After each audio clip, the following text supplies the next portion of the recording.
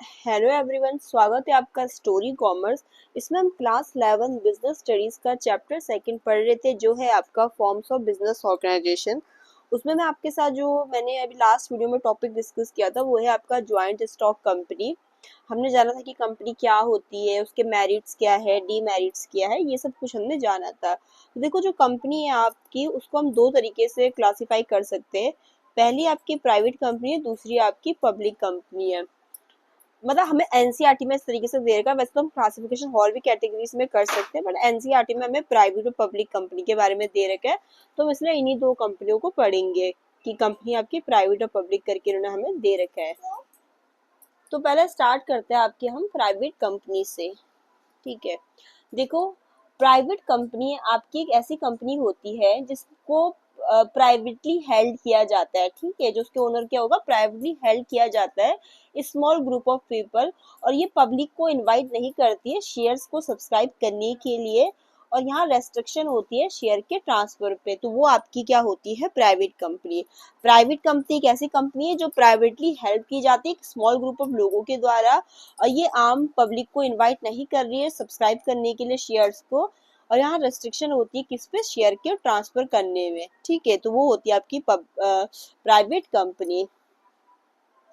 देखो, जो हमने यहाँ पर एक लाइन यूज करी है, it does not invite the public to subscribe to shares. इसका मतलब ये है कि जो प्राइवेट कंपनी है वो फर्म को फंड रेज जनरेटेड नहीं कर सकती, किससे, जनरल पब्लिक से। ठीक है, तो वो आपकी होती है प्राइवेट कंपनी। अब यहाँ नीचे आ जाते हैं, एक एक करके जो आपके प्राइवेट कंपनी है उसके फीचर्स को भी जान लेते हैं।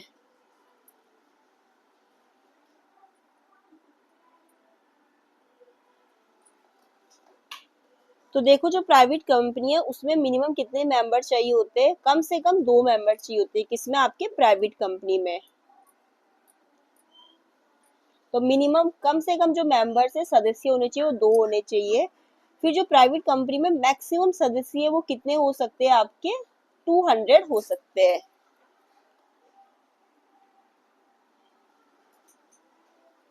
जो आपकी प्राइवेट कंपनी होती है उसके नेम के एंडिंग में क्या वर्ड लगेगा, आपका प्राइवेट लिमिटेड। क्या लिखेगा, प्राइवेट लिमिटेड। जैसे समझ लो कि कोई कंपनी है, उसका नाम है आपका XYZ। ये आपकी मान लो कोई प्राइवेट कंपनी है, टेक्नोलॉजी से रिलेटेड है, उसका नाम, मतलब जैसे कंपनी का नाम क्या है, XYZ टेक्नोलॉजीज। ठीक है, ये मान लो आपकी प्राइवेट कंपनी। तो ये प्राइवेट कंपनी, तो इसलिए अपने नाम के पीछे क्या वर्ड लगाएंगे, ये प्राइवेट लिमिटेड। ठीक है, तो ये होता है आपका।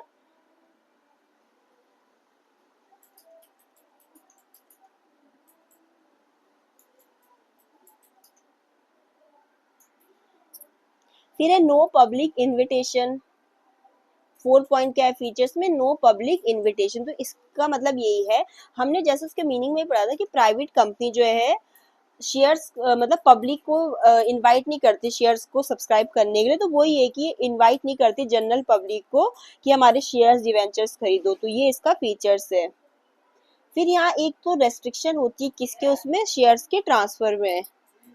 जो शेयर होल्डर होते हैं वो फ्रीली अपने शेयर को ट्रांसफर नहीं कर सकते हैं आउटसाइडर्स को, तो यहाँ पर रेस्ट्रिक्शंस होती है। एक आप इसके फीचर्स में ये भी लिख लीजिए कि यहाँ पर जो आपके डायरेक्टर्स कितने होते हैं। तो देखो, प्राइवेट कंपनी में आपके मिनिमम जो डायरेक्टर्स है वो कितने होंगे, 2।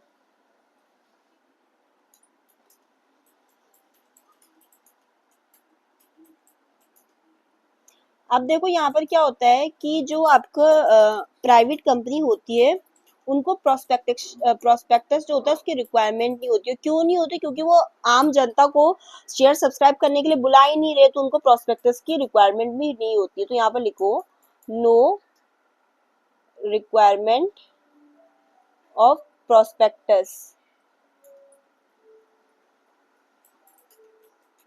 अब यहाँ पर हमने एक वर्ड यूज किया, प्रोस्पेक्टस। तो आपका प्रोस्पेक्टस क्या होता है, प्रोस्पेक्टस आपका क्या होता है, एक फॉर्मल डॉक्यूमेंट होता है लिखित में, जो इशू कौन करती है, आपकी पब्लिक कंपनी। जब वो इनवाइट करती है पब्लिक को शेयर्स को सब्सक्राइब करने के लिए या डिवेंचर सब्सक्राइब करने के लिए। बट हमारी जो प्राइवेट कंपनी होती है उसको प्रोस्पेक्टस की आवश्यकता नहीं है, क्योंकि वो आम जनता को पब्लिक को इनवाइट ही नहीं करती अपने शेयर्स डिवेंचर्स को सब्सक्राइब करने के लिए। और प्रोस्पेक्टस आपका क्या होता है, एक फॉर्मल लिखित डॉक्यूमेंट जो पब्लिक कंपनी इश्यू करती है पब्लिक को कि हमारे शेयर्स डिवेंचर आप सब्सक्राइब कर सकते हैं। याद रखना कि जो आपका लीगल रिक्वायरमेंट होता है ये किसके लिए, आपकी पब्लिक कंपनी के लिए, कि उसको प्रोस्पेक्टस इशू करना पड़ेगा जब वो आपके कैपिटल रेज कर रही है पब्लिक से, ठीक है। तो उनके लिए तो कंपलसरी होता है, लीगल रिक्वायरमेंट है, किसके लिए, पब्लिक कंपनी के लिए। इसमें आपकी इंपॉर्टेंट इन्फॉर्मेशन रहती है, लेकिन जैसे कि प्रोस्पेक्टस में जैसे शेयर्स के लिए करती है ना वो इशू, शेयर्स जब मतलब अपने आम पब्लिक को बुला रही है शेयर्स खरीदने के लिए तब करती है। तो उसमें क्या क्या रहता है कि भाई आपके प्रोस्पेक्टस में कि कंपनी के उद्देश्य क्या है, क्या कंपनी के कैपिटल स्ट्रक्चर है, कैसा मैनेजमेंट है, क्या फाइनेंशियल स्टेटमेंट है, ये सब कुछ प्रोस्पेक्टस में बताया रहता है।